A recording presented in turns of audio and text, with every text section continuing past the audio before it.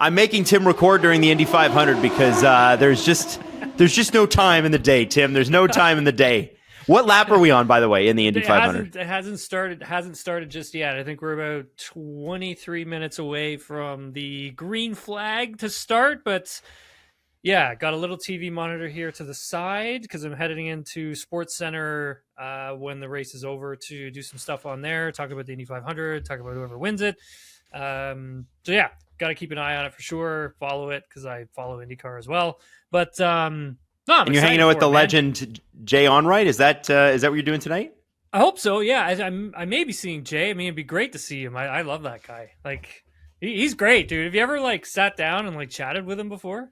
I never have had the pleasure. We follow each other on Twitter, and I watch Jay and Dan. I mean, like everybody did, every single morning. I loved those guys. So, yeah, no, Jay just seems like a ball of positive energy who's funny He's all great. the time. Yeah, he's great, man. I love him. He seems like a great guy. Yeah. So fun listen, show too. Fun show. Fun show, and you know what? They have great anchors too, like Sarah Davis and Jermaine Franklin, and Lindsay Hamilton, and like just a awesome crew there at TSN. So I am surprised you're not in your suit, Tim. I thought that you'd set a new standard for us by wearing your suit to the podcast, but fine. Only grace us with a black T-shirt this time. I get it. No, I'll tell you what happened. Okay, so did the Monaco Grand Prix, did some media stuff afterwards, taped a YouTube hit for TSN. Basically, It's like my 3 takeaways. So it's like 5 to 6 minutes, just straight down the barrel, delivering like everything that's on my mind. And then you and I got to do this, and I'm like, oh, last time I was in a suit. I don't really want to grace them with a suit again because it's awkward. Adam's not in a suit. So I'm like, I got to lose the suit. No, I liked it. Okay, I'm ready. So I'm like, yeah, getting the Riverside ready. But honestly, I was in the back room. So that's what... taking all my stuff off, throwing this on, running down the hallway. So that's what you were doing. I'm like, does Riverside take that long to get set up? Okay. All right. So listen, we had, Tim and I, if you haven't caught it, you can go back and rewatch the Monaco Grand Prix qualifying and line it up with us. That was fun. If you want to. Yeah, I really, really enjoyed that. Thanks to everybody that tuned into it.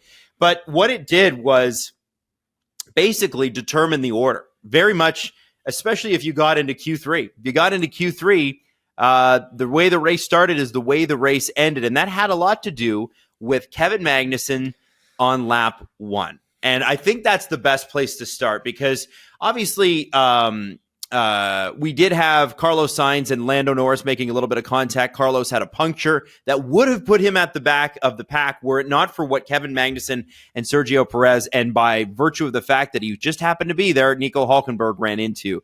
And so we'll get back to the Sainz Norris thing in a second, but I think we start with Kevin Magnussen and Sergio Perez. Tim, Kevin, I looked at the quotes after the race. Kevin thinks it's Sergio's fault. Sergio for sure thinks it's Kevin's fault. As a race driver, how do you look at it? I would put it on Magnussen. Like, look, I and I'm not putting it on Kevin because like he's not a good driver or anything like that. I think he's a very good driver. There's a reason he's in Formula One. I think though it was a little opportunistic on his account. If you look at just how much space there was for him to put his car there, I mean, even if there was a gap, right, that gap is still not big enough and wide enough for these cars. Like, these cars are way too big, and that's not a passing area, Adam. I mean, even on the opening lap when the surface is not as dirty, there's not as many marbles offline, it's still not really a place you can go to pass. Mm-hmm. And so I think from Sergio's point of view, being the car ahead, you're not really too concerned unless the driver is literally up right alongside you, or is the front axle the same as the front axle of the car trying to pass you. And that's the way I look at it, because it is from the replay where it's, the front axle is not fully ahead of the mid frame of the race car. So Sergio's not really going to know just how far away Kevin is. He's going to know that he's there, abouts, but he doesn't know exactly where. So if Sergio's creeping over, which I would have done to make him think twice about it, he still put his car there, and that's how you get this. That's how you get the collision, and then it's like everybody's pointing fingers at each other. Right. And So, and I'm gonna yeah. go ahead. No, it's just basically like I do put that on Magnussen for sure. Yeah, I even hearing Hulkenberg's team radio like after the collision, he even sounds like, hey, like what was Kevin doing there, even though he doesn't say the individual's name. So I think, this is a driver that's obviously fighting to stay in Formula One. I mean, there is no confirmation of whether or not, Magnussen will be back at Haas for next year. His contract is up at the end of this season. Hulkenberg is already on his way out to Sauber. And so for Io Komatsu, he also now has this decision of replacing Nico Hulkenberg and trying to understand and think about what he should be doing with Kevin Magnussen. Well, and so I'm going to read you a little bit of Christian Horner's Instagram post here. He says in the second paragraph, he says, more importantly, because he was talking about Max Verstappen finishing sixth, Perez walked away from a scary looking accident on the first lap, leaving much of his RB20 in pieces on the run up the hill. The field has definitely converged at the top, and now we will have to work hard to take all the lessons from this weekend and respond in Canada in a few weeks' time. And the picture was of Sergio Perez, his car, and then the last one was of Max's car on the track. And what I find interesting about that is when you see a Christian Horner Instagram post and Max Verstappen is not the lead picture, it's very, very rare. And I think that's Christian's way of sending a message without sending a message, because probably he can't say what he wants to say about that, which is we kind of got screwed there. I think he also, I think Christian expected there to be a penalty, at least issued or levied, or an investigation done into Kevin Magnussen. I mean, we do understand that he's sitting on about 10 penalty points now on his license, if I'm not mistaken, and 2 more would be a race suspension. Now, I still am curious as to why there wasn't a penalty handed out, because there are instances, Adam, where there's been drivers in similar situations this season, albeit it hasn't led to big accidents, that have gotten penalties for being in similar positions, racing incidents, etc. So I'm thinking about Alonso and Sainz in China. So why we need consistency. And this is something I always keep saying is consistency. Yeah.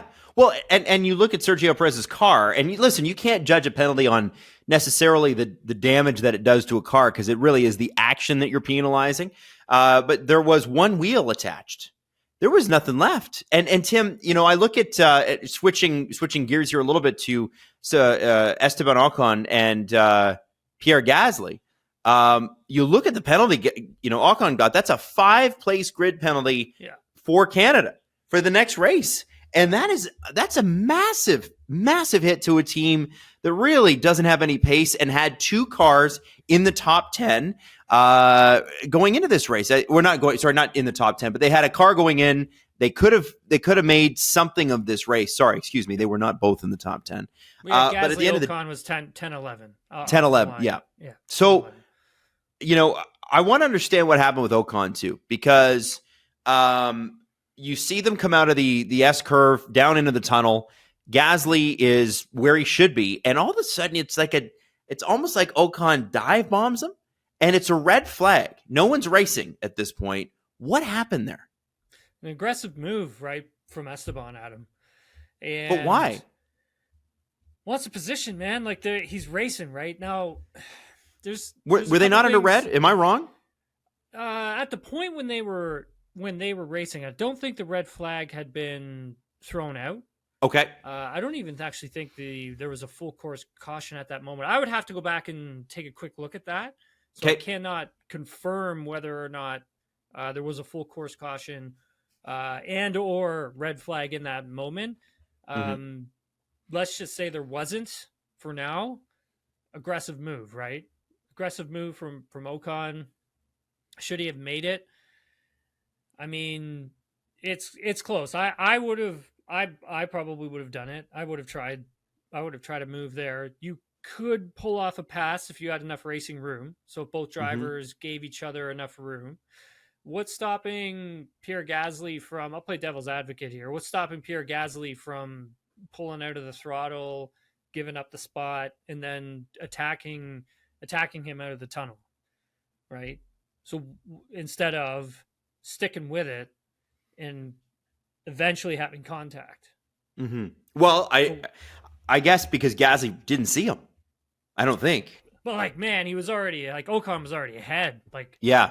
They clipped wheels. Like he had clipped the rear wheel. Like Gasly had clipped Ocon's rear wheel, which sent him up into the air.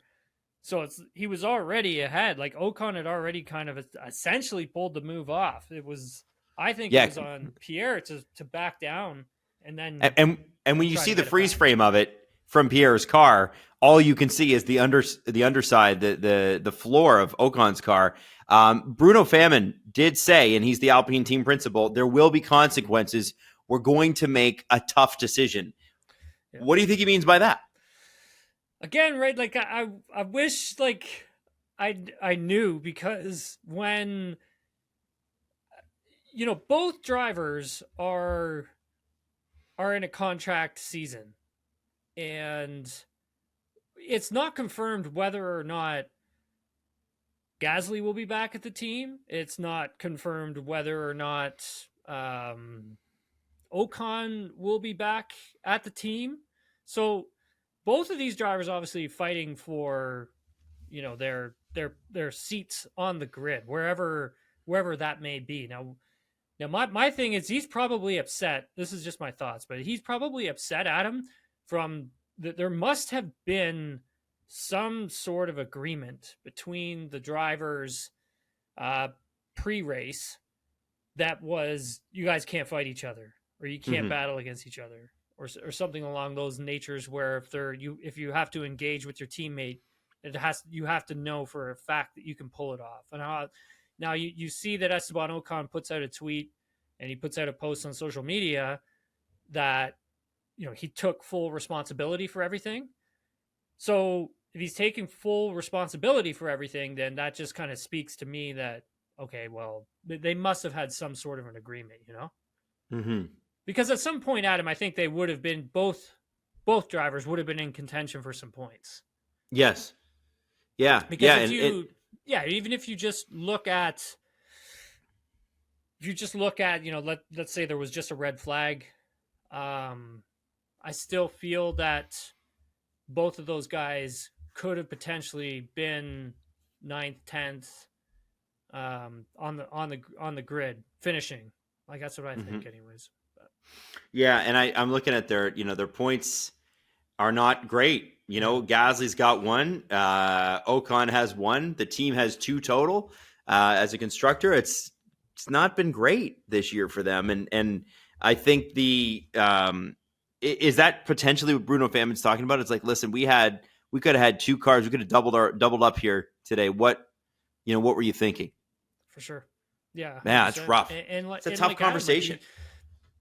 Yeah, 100%. And like, you could see on like the race, like the replays and stuff, and they were showing video footage from pit lane and all that kind of stuff, and you could see Esteban was down in front of the garage. This is during that red flag period, and I believe they wheeled his car back into the garage, and then someone comes down. It looks like they have a quick word with him, and then he's got to go upstairs to where like team principal and the engineers are. So I'm sure in that moment, like, it was a pretty heated conversation.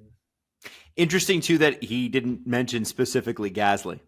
As in, like, when he said, I apologize to the team, but he didn't apologize to Gasly. I guess Gasly's part of the team, but there is that thing there between the two of them. They just do not like each other, right? Yeah, that's a really good point. Like, they do have a past. Dates all the way back to go-karting. I do, remember like when they first became teammates, they were just like, oh yeah, we're past that, and we're cordial now. We can get along, et cetera, et cetera. Australia, I think it was Australia last year. Like I think it was Gasly ran into Ocon, took them both out of that race, and Yep. they've had some issues, but again, nothing is really like blown up on them. We'll see when we get to Canada what they say. I have some questions for both drivers, in particular, Ocon. Yeah, and see what they have to say, because we didn't really Esteban didn't 100% address everything. No, he didn't. So I think there's still a lot more there. Okay. Now, looking at the top right now, and I'm going to run you through the drivers and the teams. Okay. So we'll start with the teams. Red Bull Racing, 275 points. Ferrari, 252 points. McLaren, 184 points. Okay. Now, Max Verstappen, 169 points. Charles Leclerc, 138 points. Lando Norris, 113 points. And Carlos is right behind him, as is Sergio behind him. Carlos with 108, Sergio with 107. That is, Tim, a three-way battle for the Constructors' Championship. And do we have a drivers' battle as well? Is that what we're getting here? It's exactly what we got, Adam. Let's go. Finally. And you know what? It was great to see Charles Leclerc win. He's the first driver in 93 years to do it. They told that story at the end of the race that he had lied to his dad when his dad was, I think his father was passing away, and said, I got a contract in Formula One, but he didn't. And he goes in and he wins Monaco. 17 years old. Amazing. 2017. Sorry, 2017. Sorry, 2017. Excuse me. So, but you look at Charles, the road it took to be here, right? He had DNFs in Formula 2, a couple Alfa Romeo ones that did not start, even though he got pole position a couple of years ago. This was a long time coming for a guy who desperately wanted to win at home. What do you think that does to a driver's confidence, winning at home and winning the race to win? It's huge, man. Like, that's, I always say this, but like, Adam, for a driver to win their home Grand Prix, it's like as close as it could get to winning a championship. It's a huge part of your CV. It's a huge part of like you as a person. It's massive, man. It's it's right up there with winning like a driver's title.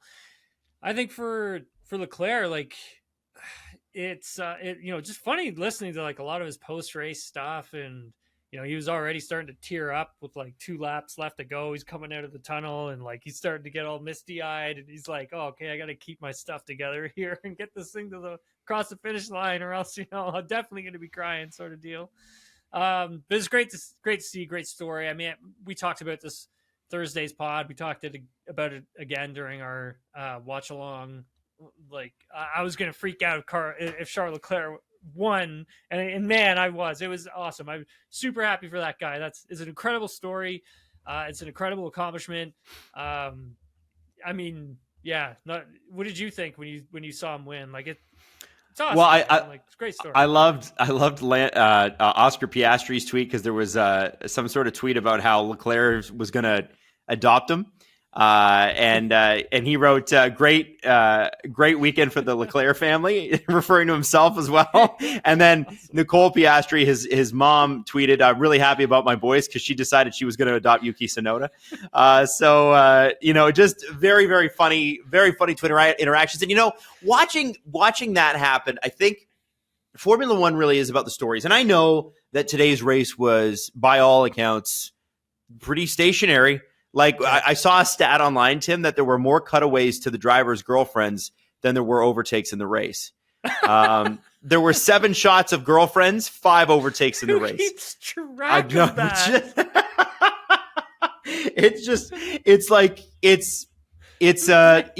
We know that with Monaco, But I think sometimes in Formula One, what's important are the stories. And this is, how do you not love this story? This is a guy that grew up on these streets. He wanted to win this for his entire life, and he came and he did it. I think that's amazing. Monaco is not a big place. Monte Carlo is not a big place. So to have a driver in Formula One is pretty rare and very cool. And I think I think the fans obviously let him hear it, and it cements him as, I think, a legend. I think there was a Charles Leclerc pre-Monaco, and I think there's a Charles Leclerc post-Monaco, and I wonder if the rest of the grid better watch out, because this guy, I don't know, he seems to have that under his belt, and if I were him, I would just be flying in terms of confidence going into Canada. For sure. He probably is, Adam, and it's kind of like, I think for him, it's nice to kind of get a win. Like, it's been a long time coming for him, just getting an F1 win again, right? Like, Carlos Sainz has been the one who's been doing the heavy lifting in the winning department for Ferrari over the last year and a half here. So I mean, for Charles Leclerc to really bag one in a special way, in a big way, that's definitely going to boost his confidence. 100%. He's going to come into Canada flying high and ready to bag another one. I think he had an interesting weekend where, in the fact that free practice 1, the team was strong right away. Right out of the gates, team is strong. And you look at Carlos' side of the garage, it's a little more up and down, right? Like, Carlos wasn't feeling too confident with the car. They went in a direction with setup that didn't really work for free practice 2. They reverted back to an older setup for free practice 3. Still not 100% happy with the car, but manages to bring it home onto the podium and capture some points. But then you just look at Leclerc, and he just dominated every single session, dominated the race, led every lap. He was masterful. And then add on top of all of that, all the off-track obligations, right? Like the media, the marketing, the partnerships. He was out late on Saturday night doing sponsorship engagements, had to get up early for the race, obviously, and get ready for it. He broke his diet. He had to go get a pizza in the middle of the night because he hadn't eaten and he didn't have time to cook. So he went out, got himself a slice, and he hustled back home and threw himself into bed. Like, that's how busy this guy was, and still able to focus, on top of all of that. So really impressive all around from him, I think, Adam, Charles Leclerc this weekend. Watching him and Fred Vasseur jump into the harbor in Monaco too was pretty cool. Love that. Love that. Pretty good. Just to confirm, Adam, there wasn't a yellow or a red flag. Okay. During the incident of Ocon Gasly, when Ocon went to pass him, there wasn't. It must have been just a split second before then. Actually, as soon as Ocon lands, so he's up in the air and then he comes down. If you look into the tunnel, the safety light that's on the wall is flashing green. So they still hadn't thrown a full course caution, nor was there a red flag even at that moment when Ocon was in the air and then landed. Wow. So. Wow. Well, listen, yeah, I mean, it honestly would have been a second later because the crash was happening at that time. That's crazy how much happened in that first little split second. And because of that, and this is where we get to Charles Leclerc's teammate, Carlos Sainz. Forgive me, because I've never experienced this rule before. If the grid is not all the way through the first sector, and that's top to tail, they restart as the order that they started from qualifying, correct? Yeah, correct. Okay. And so Andrea Stella was saying, because obviously it would have benefited McLaren for Sainz to be at the back, Andrea Stella was saying the FIA came awful close to ruling in favor of leaving the order as it was after the first corners, but ultimately came to the decision that they were going to restart one Ferrari, 2 McLaren, 3 Ferrari, 4 McLaren. Yeah. No, it's a conversation that I think the teams and drivers should have, and also the FIA, obviously. I think it is a conversation they should all have, because it really doesn't make if you think about it, doesn't make a ton of sense. No. And, you're technically taking a driver who was essentially out of the race, like dead last, and now all of a sudden you're giving them back their position. And I don't necessarily agree with that. No. I think it's, it happens. And so if it's already happened, then why are you essentially reverting back to an older order? Like, you've already lost, how many cars did they lose off the beginning? They lost 4 cars in Yep. total because Ocon didn't take the restart, out of the opening laps. So I feel that probably science should have been at the back, but Right. I think Right. I just definitely think it's a rule they need to check out. They need to take a look at it, I think. Well, I felt that was it's an odd rule to have. I don't totally understand the benefit of it, but regardless, that's what happened. Even also, Adam, in that instance, like the pit stop, right? Like, coming in, changing your tires, and then jumping onto a different type of compound that signals that you have completed a stop within the Grand Prix. I think that needs to be revisited as well, because technically it's not really a pit stop. No, right? No, and that led to no passing. Pit lane. Yeah, exactly. So, and it would have really it would have spiced the race up a tiny bit if we didn't have that rule. Right.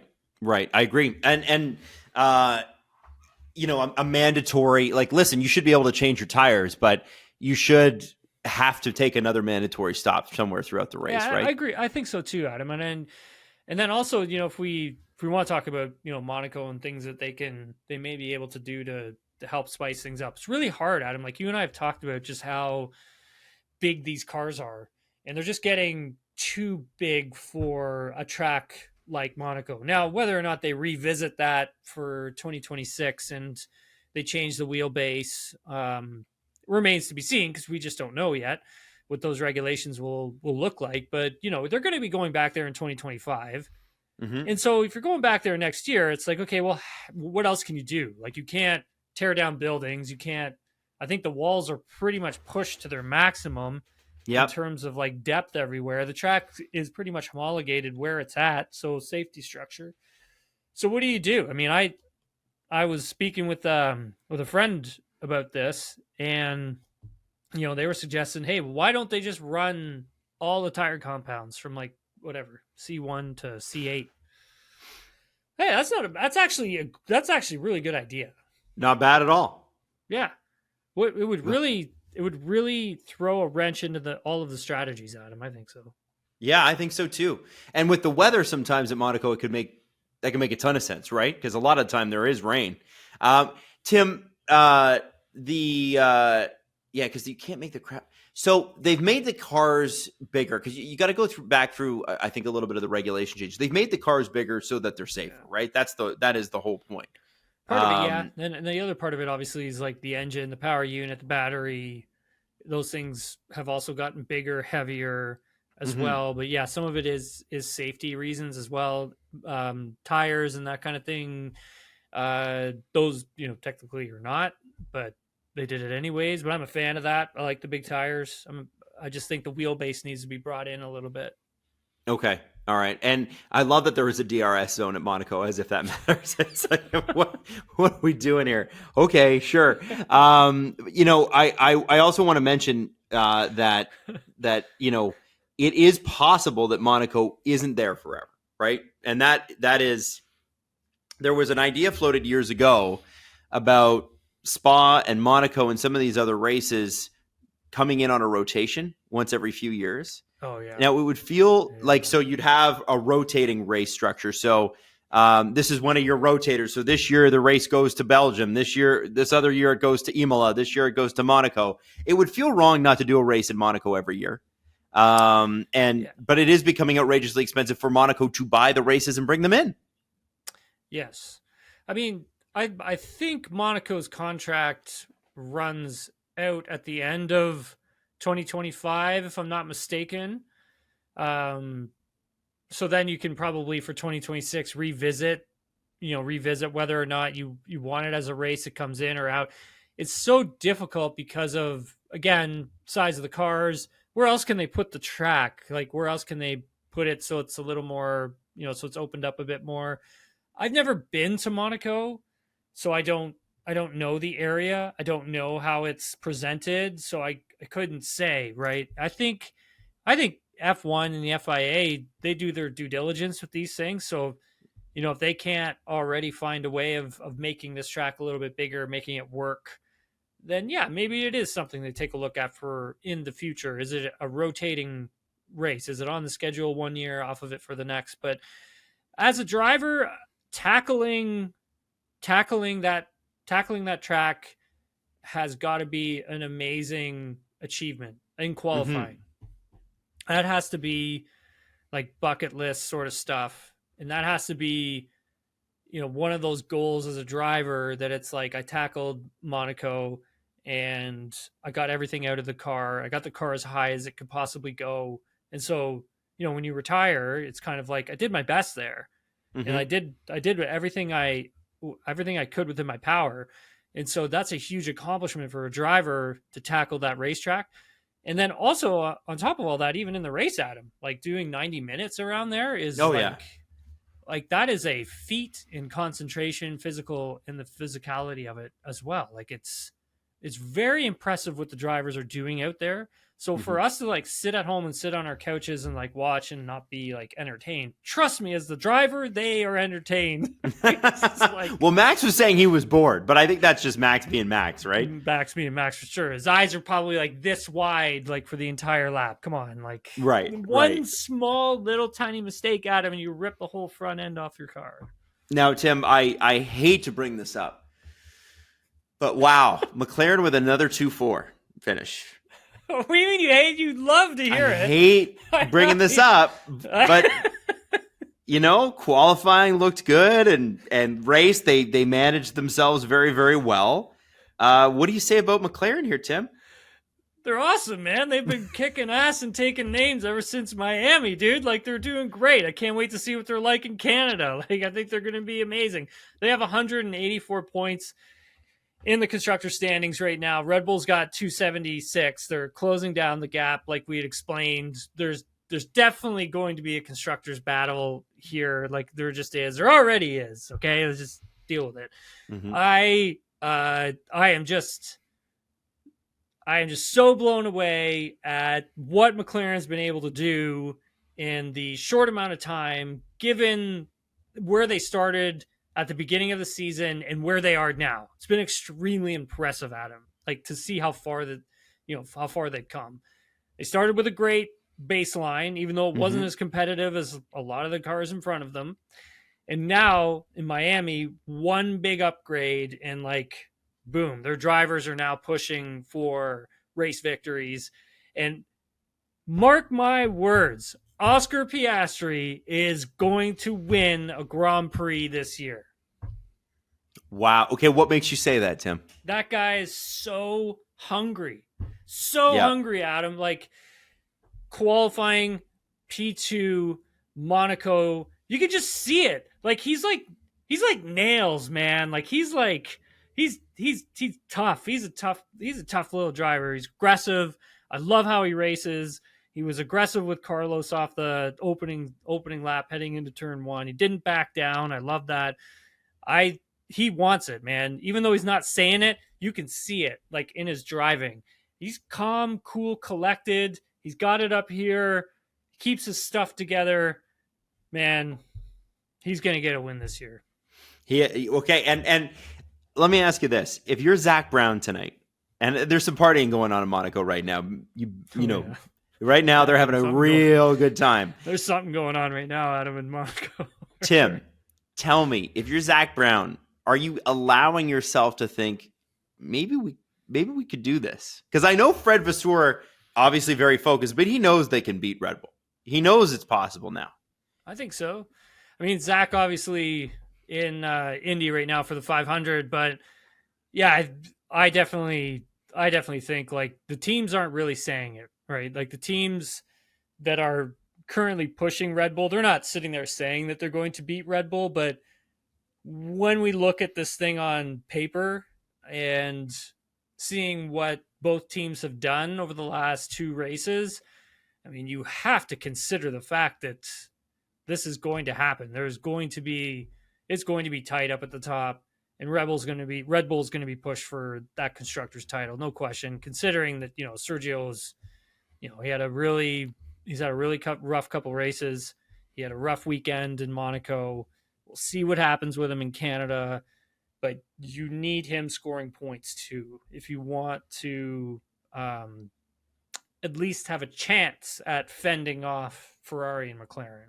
Right, especially in that constructors. Boy, Tim, very exciting. Now, weirdly, George Russell had a very conservative race, and you sent me a link on here. The race, the media outlet said, this is a Christian Horner quote. I didn't really understand Mercedes' race today. It was a hugely conservative race by George. To give up so much time and then go so fast at the end of the race didn't really make a lot of sense. I don't think they were going to overtake anybody, but it was very defeatist trying to defend the fifth. What did you think about that? Well, I think what did George do? George did 77 laps on a set of tires. Really impressive, by the way. First of all, I think there was a moment where George probably could have maybe gone after Lando. And then outside of all that, I think there was a moment as well for Lando to have pitted and gone after Carlos and potentially Oscar, because we've saw the new tire compound when you threw on fresh rubber, just with that offered, like Valtteri Bottas, Lance as well. Logan, and you could see that there was quite a bit of potential for some performance. It's trying to get the pass done, right, Adam? It's just where do you just basically concede that this is going to be a track position type of a race, or do you think it's going to be fresher tires and get a chance? Mm-hmm. It was a bit of a toss-up throughout the race too, so I can understand why it's hard to make that decision. But Mercedes must have felt that this was like a track position race, and that's right. That's what it was going to be, and it was up to George just not to make any mistakes, and not throw it into the wall, not throw it away, keep Max off of him, and all that kind of stuff. Because both Max and Lewis were coming, right? Mm-hmm. Even though Lewis was trying to get the undercut on Verstappen. I think for the team, when they sent Lewis back out after he'd done the pit stop, the team had him on an incorrect pushing level. So it must have been an incorrect engine mode that they had sent Lewis back out and didn't basically have the pace to get that undercut done, because they didn't have him in the proper mode that he needed to be in, because he probably didn't even know that that's what they were pushing for. So that's a pretty big mistake on Mercedes' fault. But again, they get the fastest lap, which is a point. But I mean, you're trying to get that undercut done. It's really difficult, man. So it's a tough weekend for Mercedes. When at the beginning, you and I were just talking hey, Lewis could maybe potentially get on the podium here. He looks that strong, and then he's in the mid, not the mid pack, but he's in the points. But he's 8th, 9th, 7th, 8th, 9th, and it's kind of And another team that had a bit of a tough weekend was Aston Martin. Fernando had a really disaster qualifying. Loved Lance's qualifying, but obviously, just not a great weekend for them. I don't know how much they can take away from it. What do you think they do to prepare for a better Canada? Oh man, it's going to be tough, man. I think Canada might be a difficult weekend for the team. The car doesn't look like it handles, curbing quite well. Mm-hmm. That's going to be an issue, because for Canada, you need to use the curbs. You need to launch the car over the curbs like Imola, Monaco as well, where you also need to use the curbs. Your car needs to be really compliant over the bumps that are there. For Canada, it's not going to be as bumpy. They've resurfaced it, but I think it could be a difficult weekend, Adam, and I don't know if they have any solutions for that thing for the next couple of races. They may not have a That's big solution for it till, oh boy, I don't know, man. Maybe Austria, maybe. that's tough. It's tough to hear that. Yeah, it is, man, because they put so much time and effort and resources into this season. And I think obviously not having your own wind tunnel like operational just yet, their wind tunnel will be operational a little bit later on this year. But you're sharing wind tunnel time with Mercedes. You're having to try and divvy that up. You don't have your own thing. You got to ship all your stuff. And we've talked about this on this show about shipping your components for the wind tunnel and booking time in a wind tunnel that's not yours, and trying to navigate that situation is really tough because it sets you back in your development. This is kind of what's going on with Aston Martin too, right? Like they're starting to feel that sort of pain as well. So that's difficult for the team because, yeah, I mean, Canadian-owned team, Canadian driver, love to see him do well, right? Love to see Absolutely. Absolutely. Yuki Tsunoda's race was pretty good. Alex Albon scores Williams' first points. How key do you think Alex Albon's race was today for Williams' efforts? Because it's just been a disaster first leg of the season for them. I don't know. Alex Albon's absolutely awesome. It was great. He was awesome this weekend, right? Had all the components. Logan didn't, so I have to say that. Like Logan doesn't have the same race car as Alex did, but Alex was absolutely incredible. Like he was brilliant. That's huge for Williams. Huge. It gives them so much more confidence coming into Canada, and for them now they need to really start working on that development race, that development war. Having all the crashes, trying to build that third chassis just sets you back. So for them, this is a great weekend for Williams, I think. Well, I'm excited to see what they do. I'm a big James Vowles guy. The more I find out about the guy, the more I like him, and I'm kind of I was really encouraged by their season last year, Tim, and for them to start with as many hiccups as they have, it's been a surprise. However, they're a development team, and it's going to take some time. But really, encouraged by that, and I hope that they're able to get the pieces for Logan Sargent for Canada too, because you've been mentioning that his times have been improving, and you just haven't seen it in the results yet. And I would hate to see a guy who has it not get it in time for his next contract. You know what I mean? Yeah, for sure. I definitely hear what you're saying. I think part of it also too is that, look, I get that Alex is your number one driver. He has to be, for sure. And so I understand the fact that you need to prioritize Alex for new components. And so when Alex has his crashes towards the beginning of the season, you have to pick and choose who's going to get those parts. I mean, and then obviously you have to give them to Alex. So it sucks for Logan because, again, he's giving up his seat in Australia. So that's seat time he's losing out on. And he's not getting all the new components because of that third chassis having to be rebuilt. And then the damage that they incurred again in Japan, all that having to be rebuilt. And so, again, they only have so much for new components. So where do they go, right? They got to go to Alex because he's your number one driver. And so then for Logan, you kind of gets left behind. And then if you're James Vowles and you're putting pressure on him, look, you got to do better. You got to do this, got to do this. Well, give him the same car. Yeah. And let's go. Like, that's what, I mean, it's something similar happened to Nicholas, like, back in, what was it, 2022, I believe it was.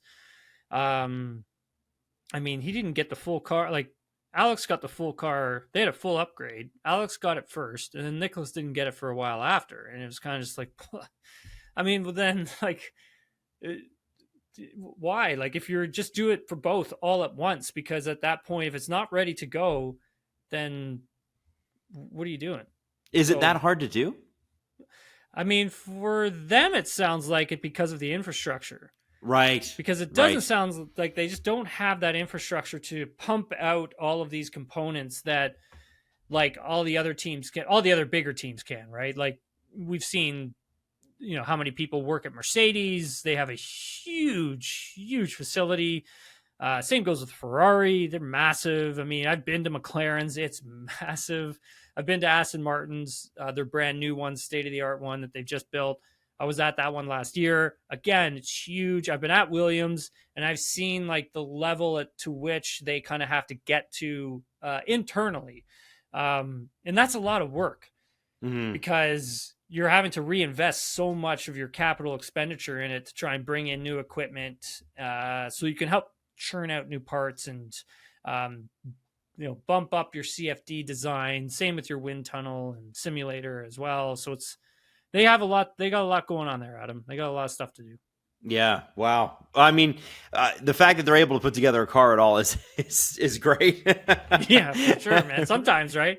Yeah. Like, I mean, heading into Japan, like, remember we were just like, are they even going to get 2 cars on the grid for Japan? Exactly. It came close. Now, Tim, you've got the Canadian Grand Prix to prepare for in the next couple of weeks. Run me through your schedule before we go here about what you got going on this week. Well, I know you're rammed. What's happening? Oh, man, it's like, my favorite saying, it's like drinking through a fire hose, and I absolutely love it. Yeah? So you doing interviews? Yeah, we got Monday. So we're taping this on Sunday. Monday, we're in Sports Center. We're in TSN. We got a bunch of content coming out. We got I got a bunch of hits. We got a pre-tape. So going to do that on Monday, Tuesday. I think Wednesday, Thursday, I'll have a little bit more to do, but then Friday, Saturday of this week coming up, I'll have that off. Monday, got to pack. Tuesday, fly out to Montreal, and then as soon as you hit the ground in Montreal on the Tuesday, you're basically flat out. Like, you can feel the buildup. It's funny, man. Like, I absolutely love like this week, that Canadian Grand Prix week. I love it, man. It's so much fun. But when it's finished, I just feel like my brain was thrown into a blender. It's just like, what just happened? Like for 3 days, I'm trying to like piece together the whole week of just like everything that you do. It's absolutely awesome. I love it. So I'm really looking forward to it, Adam. It's gonna be a hell of a ride. Your next 2 weeks are going to be spectacular, my friend. And yeah, so we'll catch up with Tim whenever we can. It's going to be difficult to do. No, we're going to be doing podcasts, buddy. We're not going to shy away from doing podcasts. Beautiful. Well, I'm looking forward to it, Tim. And listen, get some rest because it all kicks off tomorrow for you. It's exciting, Adam. I can't wait. What do you what do you got going on? Well, this week? Oh man. Yeah. Because you're doing streams everywhere. I was watching you on my TV last night. My girlfriend's asking me what Gripper Nation is. Oh no, I'm sorry. Just a whole... And I got to. Oh no. I got to explain to her what that is. Yeah. So, doing the Edmonton and the Edmonton Dallas streams, and I'm doing the Monday, Wednesday, Friday this week. And what's interesting there is obviously in between.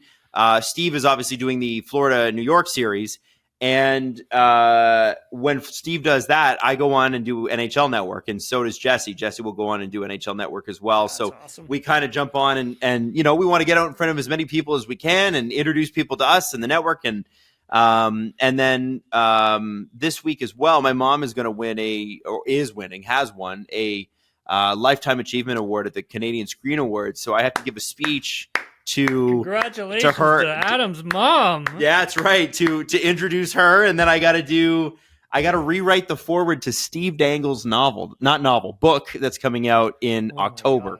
Because they always give you a little piece here and there. Oh, you need to tweak this, tweak that, whatever. But the greatest thing ever that you hear from an editor is great paragraph.